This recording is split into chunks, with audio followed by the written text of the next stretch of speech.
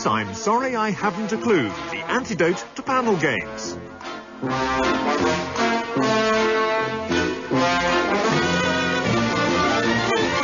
At the piano is Colin Sell, and your chairman is Humphrey Lyttelton.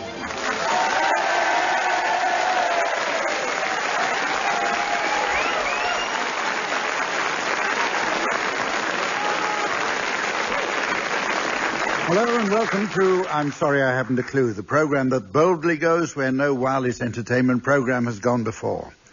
Has a quick look round and then catches the first bus home. Well, our regular teams are here as usual, and my oh my, haven't we got a great show for you? Sorry, that should read why oh why. And I can't answer that one, I'm afraid. Anyway, here are the teams. They are on my left, Barry Cryer and Graeme Garden.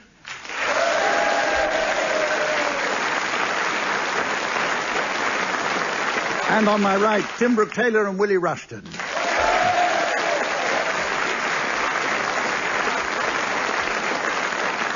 Regrettably, our scorer Samantha has yet to return from the Bury St Edmunds International Grass Skirt and Ukulele Eisteddfod, where she's been asked to stay on for the most original lay finals. So, in her stead, a warm hand, please, for our ever-willing stand-in, taking time off from his interesting new position at Sammy's Sunbed and Sauna, Sven.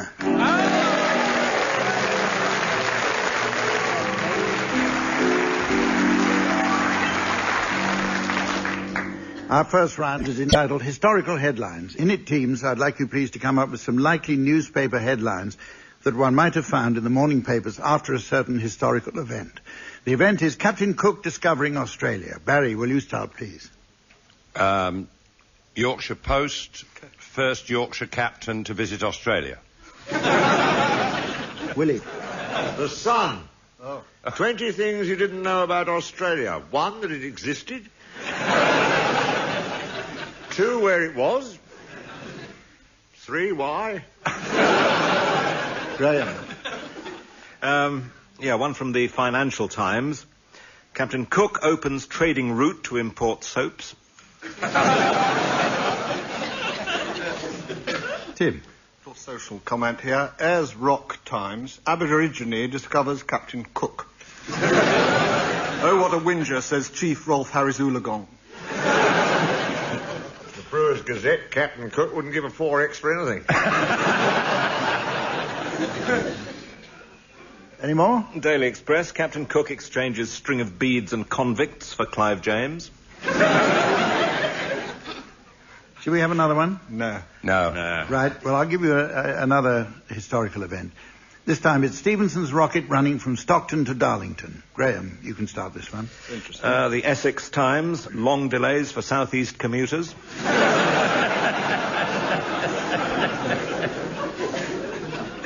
Funnily enough, the British Rail News says man with flag blamed for late arrival of rocket. I was looking for Aintree, said man in bowler hat.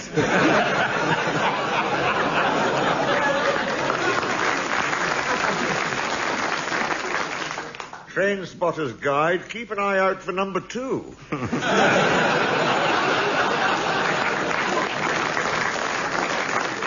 Same edition, anorak invented. Do you know an aversion to train spotters is known as anorachnophobia? The Sun, well chuffed. Oh, I like it. That's almost credible.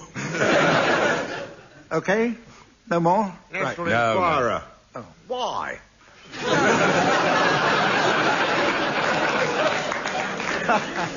On which note we'll move on. Now, if music be the food of love, then it would not be unreasonable to expect our next round to take place in a British Rail buffet car. It's called The Singer and the Song, which I understand originally combined the art of tuneful vocal interpretation with the joys of attempting blanket stitch on an automatic sewing machine. In this game, I'd like each team to imagine he's a well-known personality and then sing a song of my choosing in the style of that personality. However, teams, to complicate matters slightly, you'll each be singing a duet. And to complicate matters completely, you'll be accompanied on the piano by Colin Sell. So, Tim and Willie, you're going to go first. And your duet is I Remember It Well. Willie, I'd like you to be Ted Heath. And Tim, I'd like you to be Barbara Cartland. Okay, Hugh Collinsell. I'm not lit yet. We met that night. Who are you? I was on time. I wasn't there. Ah, yes, I remember it well. We dined with friends. I have no friends. The tenor sang. She's barking mad. Ah, yes, I remember it well. That dazzling April moon. I think she's on drugs. She should be seen to. That's right. What? That's right. Is this a woman or a cake? My God, she's quite as mad as her. Ah, yes. Common little man, the 70s, pit strike, hello sailor. I remember him well.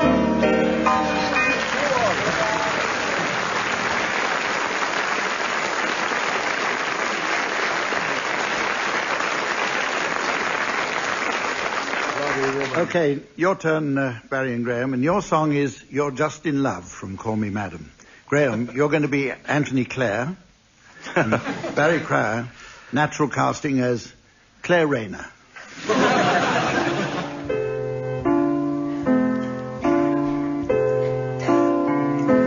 I hear singing, and there's no one there. I smell blossoms, and the trees are bare. All day long, I seem to walk on air. I wonder why, Claire.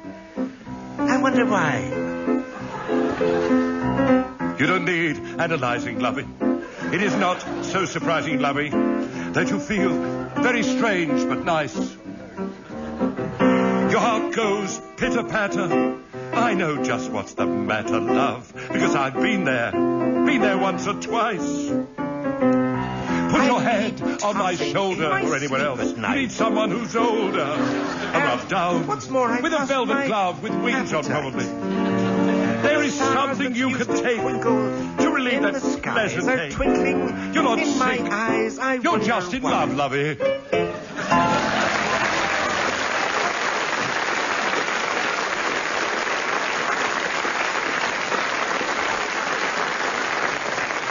If you at home can guess what voices they were impersonating, write the answer on a card and tear it up. At this point, teams, I must give you advance warning of an obscure ball in the social calendars, which I'd like you to announce the late arrivals at the end of the show. And it's the Gardener's Ball. That's the Gardener's Ball. Now to an entertaining word game whose rules are neatly explained by its title, Cheddar Gorge. In this round, teams, you should each come up with a word in order to make up a sentence, and the object is not to complete the sentence. To assist you in your task, here are some words that I'd like you to include. Barry, your word is hermaphrodite. Willie, millets. Graeme, Mrs. Bottomley. 2 words. 2 words. Don't quibble, for goodness sake, at this early stage. And Tim, your word is interdenominationalism. I've gone off this. Interdenominational. Right, Barry, will you start, please? He Was. A Man. who Loved. Mrs. Bottomley. Which? Oh, unkind thing to say.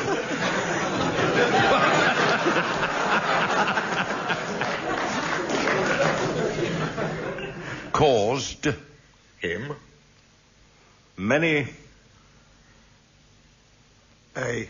painful Millets.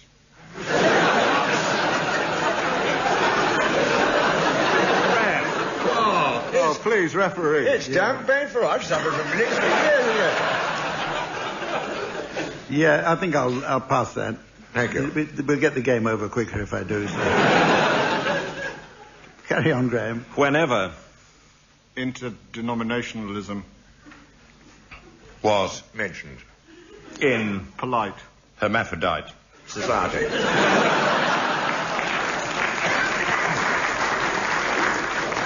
You're getting dangerously near the conclusion of a sentence, so... hurry Open up. bracket.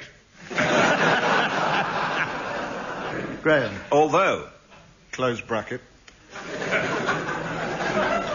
He Once saw A funny picture.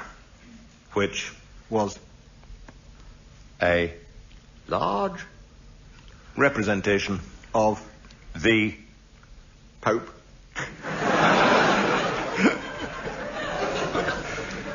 having A quick Millets.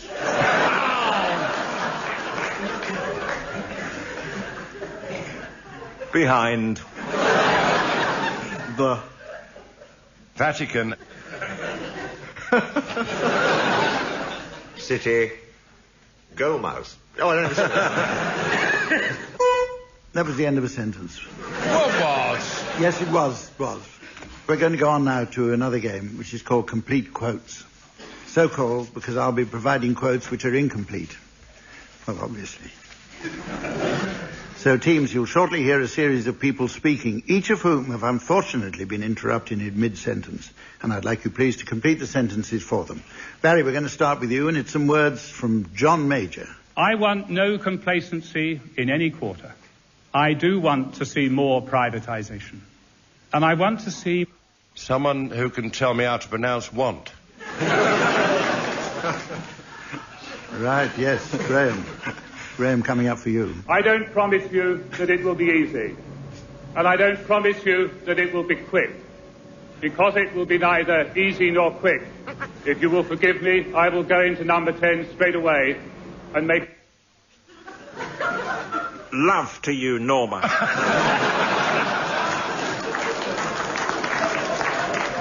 Willie, how about some words from John Major? It's a pretty nerve-wracking thing to do the first time. Unless you've done it, you can't imagine quite what it's like. And to do it for the first time in the circumstances that I did, it was pretty nerve-wracking. But... Norma enjoyed it.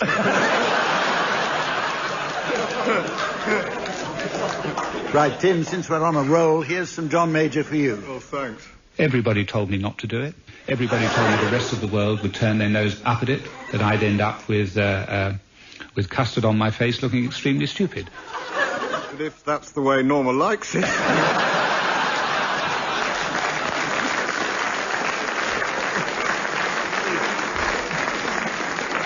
Right, Barry, here's something from Robert Maxwell. I may have money, but I don't have... Any of my own.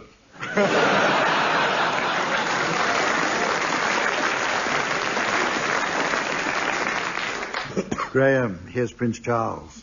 You might like to know, it's harder than it looks.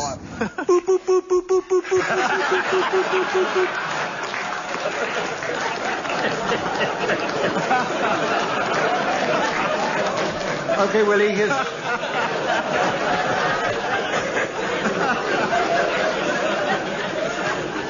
I got that call.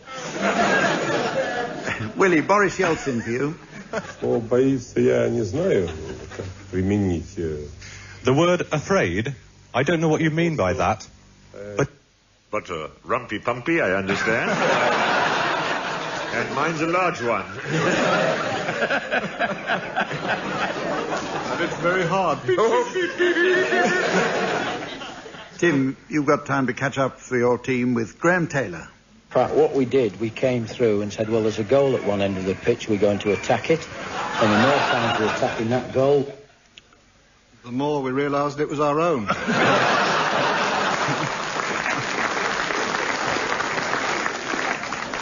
Okay, yes, you caught up. Excellent. Our next round's entitled Sound Charades, based, of course, on Give Us a Clue, the popular erstwhile TV programme that shot celebrity captains Lionel Blair and Henry Kissinger to stardom. In fact, it follows all the rules of standard charades, except in this version, panelists are permitted the use of their mouths. Each team should provide a charade of a book, play, or film, and the opposing team should attempt to guess what it is. The first charade, which Barry and Graeme will have to guess, is now being displayed on our Nintendo Drive in-size laser display board. Well, here's the mystery voice for listeners at home. Indecent proposal. Indecent proposal. Right, Tim and Willie, please start your charade now. Is it a book, a play, a film, or what? It's a film, 2 words, I don't know if there's a book or not, but it's most people know it as a film, 2 words. Okay, we start now. I suggest we put VAT on domestic fuel.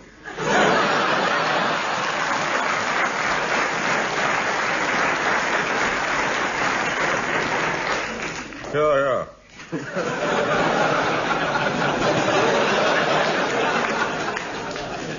Okay. That's it. Start guessing. 2 words. Something mad and manifestly unfair is involved in this title. Certainly. The Unforgiven? Good if it isn't. Mad and unfair. Well, no, not in the actual title, I suppose. It was just a good description of what we did. Ooh. You've got 15 seconds left. To do what? Anything you like. Nasty suggestion. Nasty suggestion. Indecent proposal.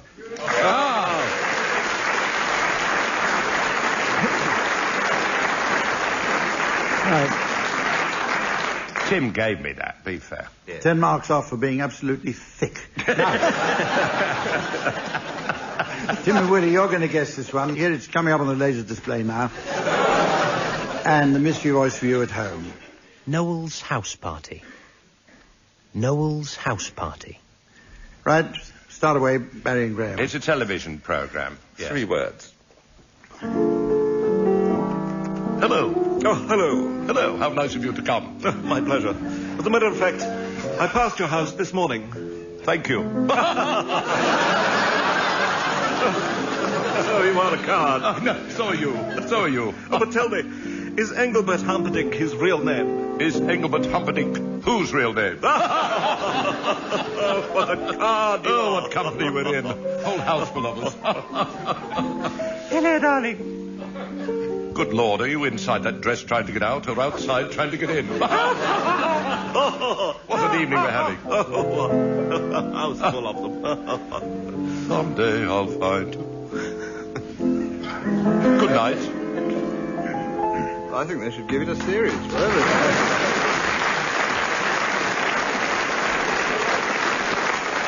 Right, now we go on to... oh, wait a minute, sorry. Tim and Willie, will you guess, please? Newts at 10.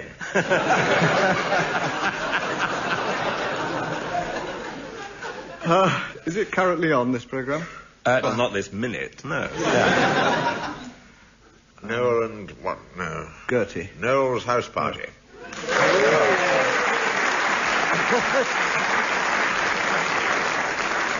Okay. No coward, of course. Yeah, I got it. You thought it was Claire Rayner, David. Yes. Now we go on to a round called Good News, Bad News, which might need a bit of explanation. One team should start by announcing an item of good news, to which the other side should respond with an item of corresponding bad news. And then the first team should then counter with a piece of good news, at which point the second team should take their turn to find some bad news, and so on, alternating good news and bad news. That's good, bad, good and bad, and so on. So that's why it's called Good News, Bad News, okay? When you hear this, it signals that I've had enough. And when you hear this, it signals that Sven is working out in his skin-tight fishnet body stocking. Tim, now, will you start things rolling, please, with an item of good news? Good news. There's going to be a new series of Doctor Who. Bad news. The important part of Doctor Who will be played by David Mellor. Good news. The rest of the Doctor will be played by Sharon Stone.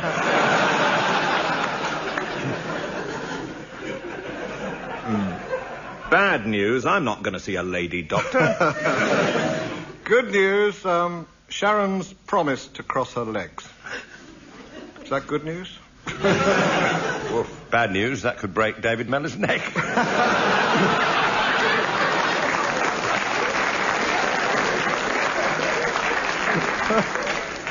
Good news. The Doctor's attractive assistant will be played by Patrick Moore. Bad news. Have you seen his figure-hugging costume? Good news. They rent it out for circuses.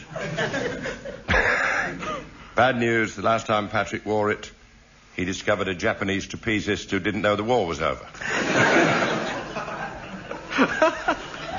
Good news, the war is over. Bad news, not in Patrick's figure-hugging costume, it is.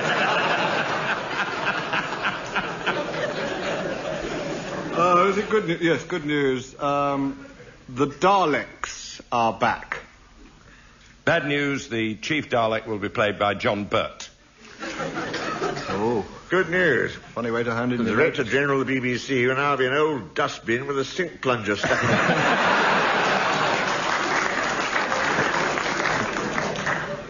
Bad news. Redundancies.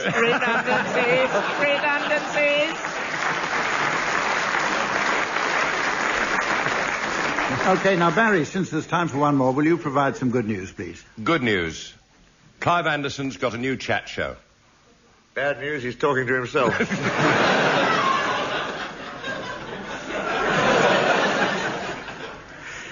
Good news, he won't have to listen. Bad news, he can't anyway with his shoulders clapped over his ears. As he has. Paint a picture. Good news. Fleming. He's been named Shining Wit of the Year. Bad news by Dr. Spooner.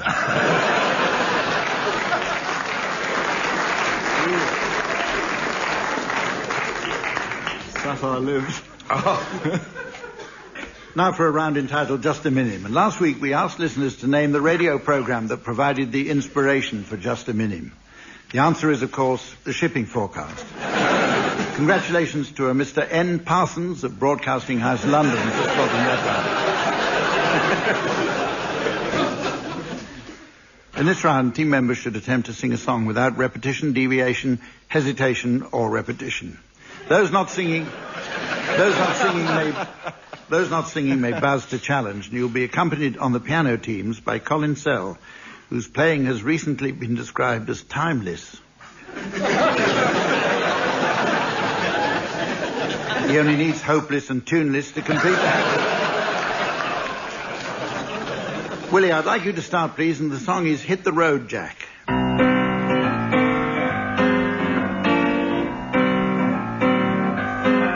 Hit the road, Jack, and don't you come back no more. Never, not at all. Yesterday. Take off immediately, Jim. And I don't want to see you again. Get on that bus, Hugo. And don't darken our doorstep anymore. Once, twice, thrice. Never, thank you. Bugger off. Nigel. Challenge there from David Edgar. Well, I can't help it if I've got the wrong names on the buzzer.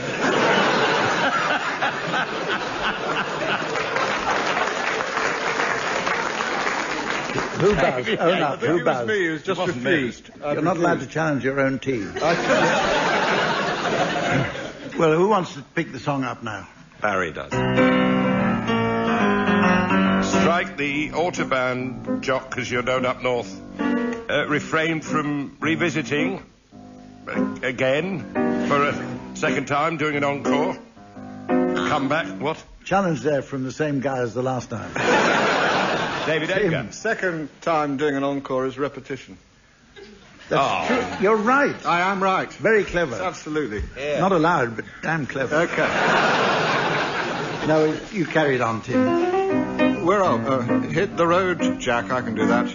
And don't you come back no more. Never again, never in this life or any other time. Smash the highway, James. And never... A lot of nevering going on, I thought, didn't you, audience? Okay. No. A lot of nevering. No. You play back the tape. No, there's just one.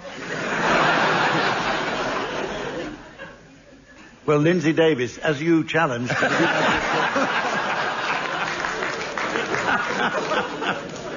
I've got a known a win written on this buzzer. Listen, I'm getting fed up with that tune.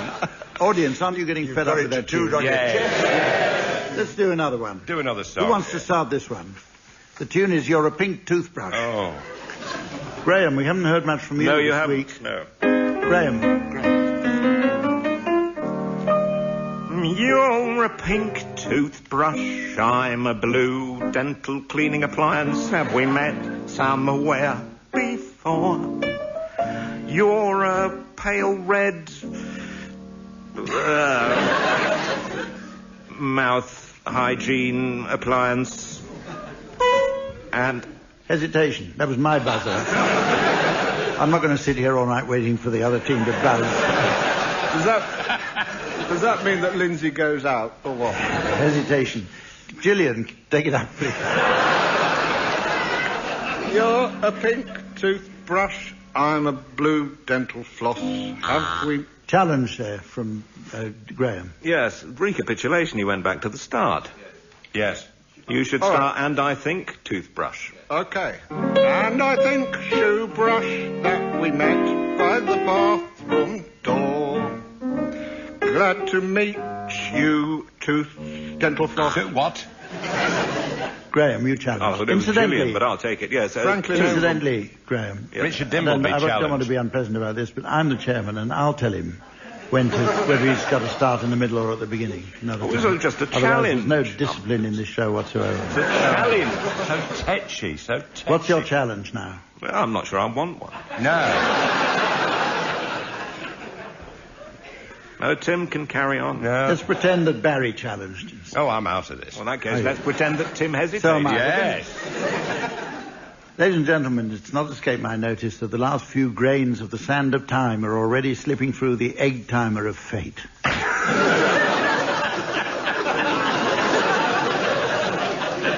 So while I take the tops off a couple of softly boiled eggs and Sven picks up a couple of buttered soldiers, I'd like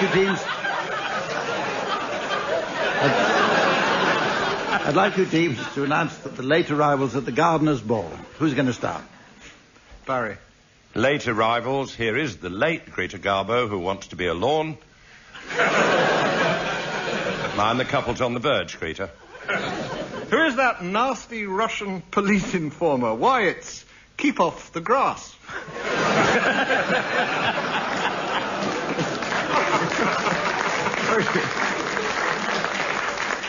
And there's Mr. and Mrs. Barrow and their son Will Barrow. Oh, look! Oh, what? Peas blossom and mustard seed and various other fairies you'll find at the bottom of Graeme Garden.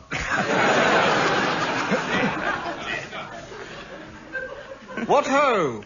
I don't know his name, but he's a snobbish art lover, which makes him, wait for it, a horticulturalist. Worth the wait, though, wasn't it? Yes, thank you. Thank you, Mama. Will you welcome, please, Mr. and Mrs. Cobean and their son Harry Cobean. Come back. Lovely to see you. Get it over and done with. Here come Mr. and Mrs. Radicator and their son Slugger.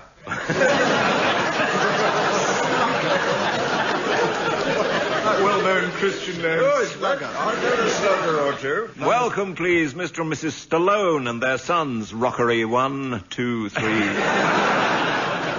So much more fun than the shipping forecast. From the Organic north, Chrysanthemum and his anti-Rhinan. There's Mr. and Mrs. O'Furniture and their daughter Patty O'Furniture.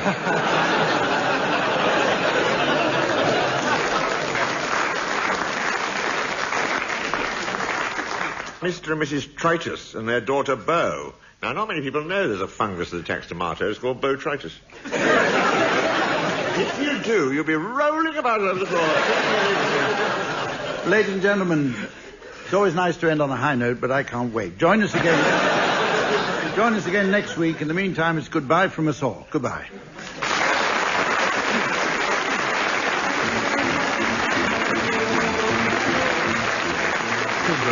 Barry Fryer, Graeme Garden and Willie Rushton were being given silly things to do by Humphrey Lyttelton, with Colin Sell setting some of them to music. The programme was produced by John Naismith.